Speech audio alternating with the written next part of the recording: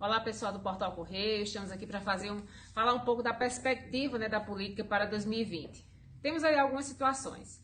É um ano de eleição municipal e que os grupos precisam se reorganizar. Por quê? Porque nós tivemos aí a Operação Calvário, e a Operação Calvário colocou algumas figuras que estavam certas no pleito, em xeque. A exemplo do ex-governador Ricardo Coutinho, que acabou sendo preso preventivamente, está solto, mas o habeas corpus dele ainda vai ser julgado no Superior Tribunal de Justiça. Os grupos que eu falo é o do governador João Azevedo, que acabou de sair do PSB, ou seja, rompeu com o Ricardo. Ricardo era tido como o principal pré-candidato a prefeito de João Pessoa, agora não se sabe, porque talvez ele não possa concorrer, caso o Ministério Público Eleitoral casse o registro da sua candidatura. Então, João Azevedo ele precisa pegar um grupo para chamar de seu, porque em João Pessoa as eleições são sempre muito acirradas. Temos também o grupo do prefeito Luciano Cartacho, dois mandatos aí, há 8 anos. Ele disse que a partir de janeiro ele vai sentar para discutir quem será o candidato do grupo. Ele fala no candidato do partido, que é o Partido Verde, mas ainda não tem nenhum nome de expressão. Então ele precisa também construir. Falava-se, inclusive, nesse segundo semestre, de uma união dos grupos de João com Cartacho. Com essa história da Calvário, porque João Azevedo também é investigado, o governador, então a coisa precisa tomar um novo rumo e vai tomar. Temos ainda Campina Grande, que é o segundo maior colégio eleitoral do estado, e também a disputa muito acirradíssima, porque a população lá ela respira política. A gente tem um grupo do prefeito Romero Rodrigues, que também está no seu segundo mandato, não pode se reeleger, mas aí entra 2020 sem um nome certo para chamar de seu. Então ele precisa também se reagrupar ali, saber quem ele vai, a quem ele vai direcionar os esforços para ser o seu sucessor. Em Campina Grande também tem um grupo do ex-prefeito veneziano Vital do Rego, que é senador. A esposa dele, a Ana Cláudia Vital do Rego, já se colocou à disposição, ela que é do Podemos, e pode aí ser o candidato do governador na Rainha da Borborema. E ainda tem o grupo dos Ribeiro, que é Daniela, Enivaldo e Aguinaldo. Hoje eles estão com o prefeito Romero Rodrigues. Mas que em eleição tudo muda, então a gente não sabe se eles vão estar juntos realmente, ou se podem lançar Lucas Ribeiro, que é filho de Daniela, que é vereador da cidade, está sendo aí preparado pela mãe, aí, pelos tios e o avô, para ser esse sucessor. A gente precisa aguardar mais um pouquinho. Mas o certo é que em janeiro, já em janeiro, esses grupos precisam definir, porque como são eleições municipais, cada município tem sua particularidade, correm todos por fora. Eu vejo também, tem 2 grandes operações e que devem ter continuidade em 2020.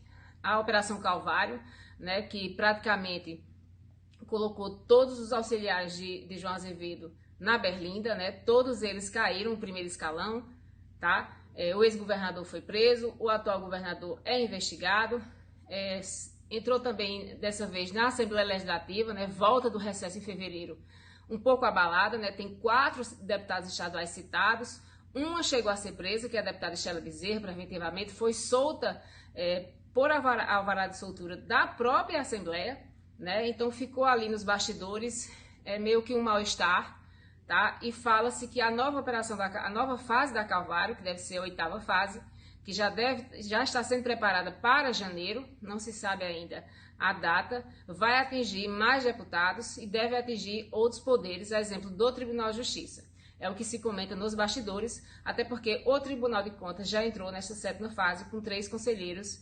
investigados, 2 deles afastados da cadeira, por 120 dias, então só devem voltar em fevereiro também.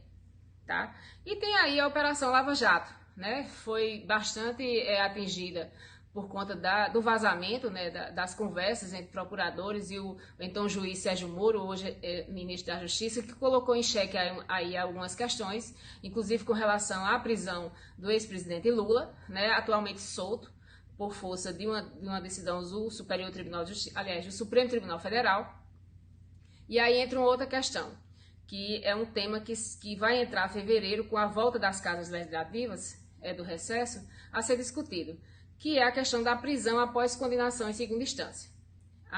O que é que diz o artigo 5º da Constituição? ninguém poderá ser preso, né, ou condenado até que todas as provas e recursos tenham sido exauridos.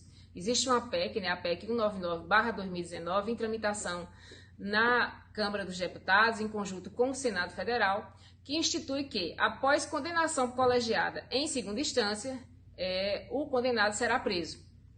Ele pode recorrer ou pedir revisão da sentença ao STF. Né? Hoje o STF ele muda a decisão. Então essa PEC ela diz o seguinte, que após condenação colegiada em segunda instância, você será preso, se condenado, né? E poderá recorrer ao Supremo, mas ele apenas vai revisar a pena e não o processo inteiro.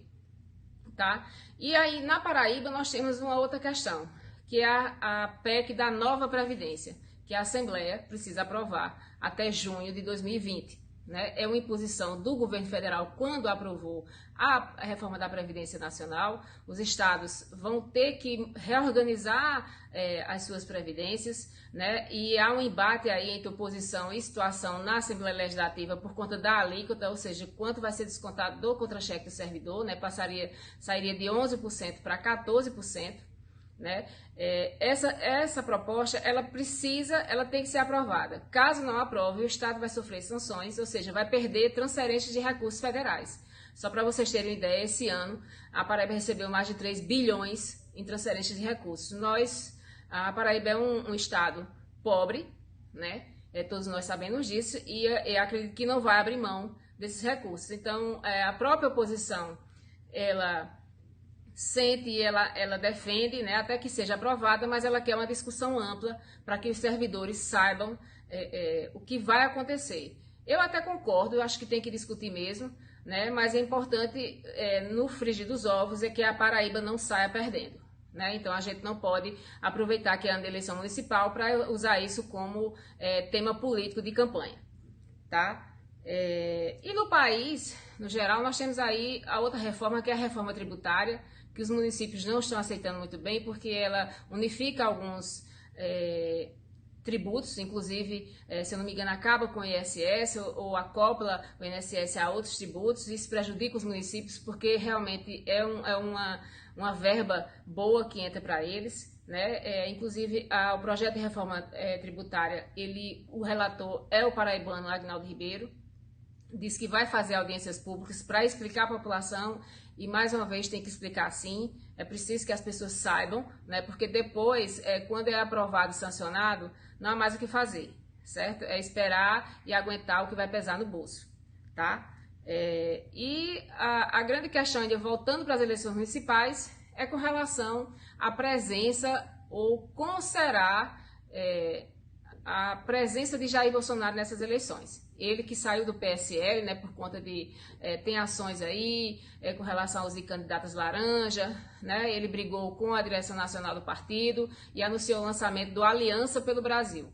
Né? O Aliança pelo Brasil, ele quer que esse partido esteja aprovado pelo Tribunal Superior Eleitoral já em abril, aliás, tem que ser aprovado até 30 de março, se ele quiser participar das eleições de 2020, né? E a partir dessa criação desse partido, né, dessa instalação, aí nós saberemos como é que eles vão se posicionar. É um partido de extrema direita, isso a gente já sabe, né? Mas que precisa provar pelo seu grande líder, que é Bolsonaro, se ele vai ter ou não sorte ou vai conseguir conquistar algo a mais nessa eleição. Ele vai ter que mostrar que ele tem poderio eleitoral. Né? A gente sabe que a campanha de Bolsonaro e a eleição foi via redes sociais, é o que ele está fazendo também para atrair filiados, tá? Mas, repito, a eleição municipal tem suas particularidades, né? Porque nos municípios adversários se unem, né? Partidos que são completamente um de direita ou de esquerda, então ele precisa entender essas particularidades e a gente não sabe se ele realmente vai conseguir fazer isso, ele precisa de ajuda nesses municípios, né? Então a gente vai ver se ele vai conseguir transferir votos. Eu acredito que talvez não consiga, talvez nas capitais, né? Porque são colégios amplos, mas no interior nem tanto, né? Porque a eleição presidencial e para governador também é diferente a eleição para prefeito e vereador, né? Os cabos eleitorais são outros, os puxadores de votos são outros, Então é preciso ele entender esse contexto e aí a gente vai saber se ele realmente tem coeficiente eleitoral suficiente em termos de quantitativo, né, de voto para conseguir fazer uma grande margem aí de prefeitos eleitos, porque a gente sabe também que a eleição municipal é quem dita a eleição estadual que vem pela frente, que é de 2022, né? Inclusive estadual, não só estadual, mas também presidencial. Então é preciso que todo mundo esteja aí unido, né? Os deputados vão se movimentar, tá? Para poder eleger os seus prefeitos, que os prefeitos são os cabos eleitorais dos deputados. Os deputados são cabos eleitorais dos candidatos ao governo e dos candidatos a presidente. Então tá tudo aí junto e misturado.